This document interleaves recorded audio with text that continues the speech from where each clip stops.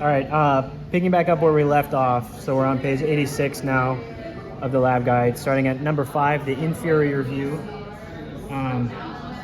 So we're starting off with the maxilla, which is this whole portion that houses the upper teeth, sphenoid bone. You can see the border of it is right here, so it's going to be everything medial to that. So this is the sphenoid, runs in here. Sphenoid's also over here.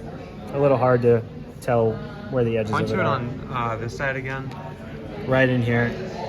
This area would be the right hand wing of the sphenoid bone, and then it continues this way over to here. Got it. Foramen ovale would be this hole right here. Foramen spinosum would be the hole beneath it, right there. Temporal bone.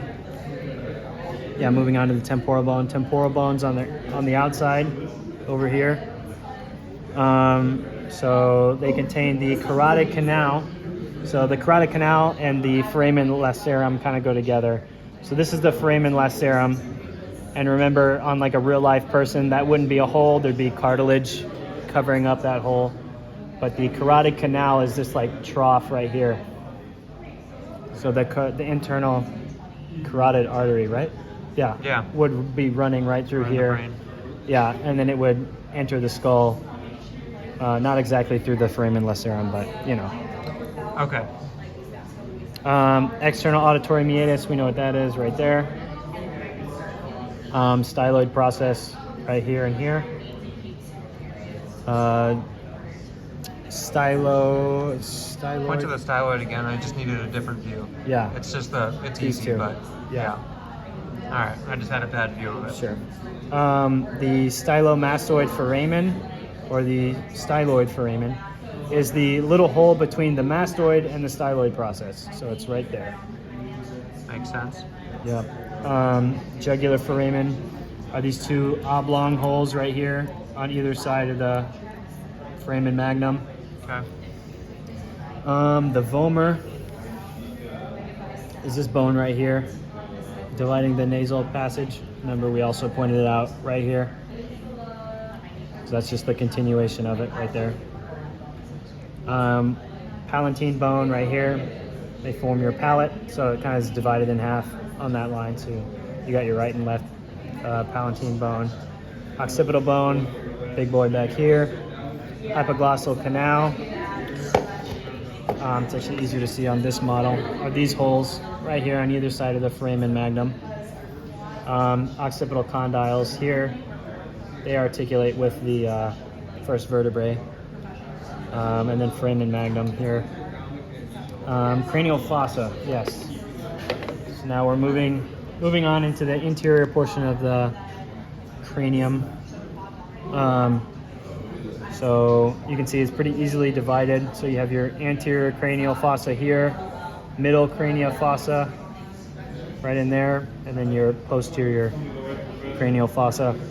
Your ethmoid bone is small. I'm kind of outlining it. There's not really like many borders that you can easily see, but it's in this area, and it houses the cribriform plate, which is this area, and the crista galli, which is this little protrusion. Sphenoid bone is going to be much easier to see from the cranial fossa. So it's this area. Remember, it's kind of like looks like bat wings. Everything basically that makes up the middle cranial fossa, pretty much. Optic canals right here. Sella turcica is a little saddle right here where the pituitary gland is. Anterior clinoid process are both of these little protrusions here and here. And the posterior clinoid process are these two right here and here. So the book just says anterior and posterior, but I'm guessing you would have like a right anterior clinoid process and a left posterior clinoid process.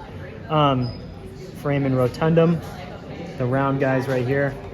Let me zoom in a little bit. Okay, got it. Sorry, there and there. Foramen ovale, foramen spinosum. Got it. superior orbital fissure.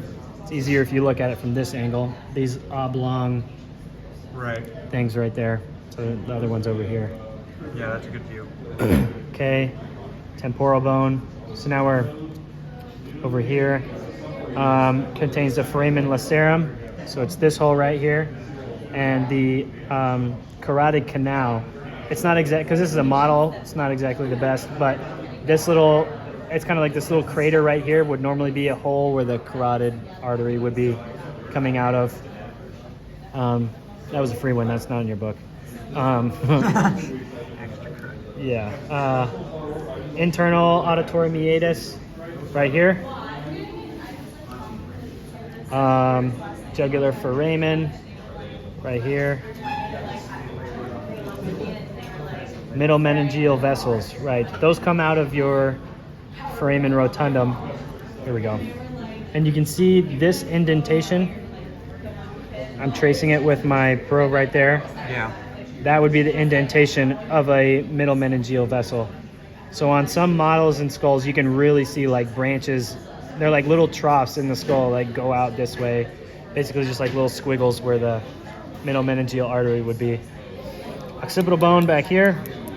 We've got the hypoglossal canal. They're a little different on the different models and stuff. So there's one here and here. Okay. So you might be able to see that one good now. Yeah, you can see it. Okay, let me show you on this one.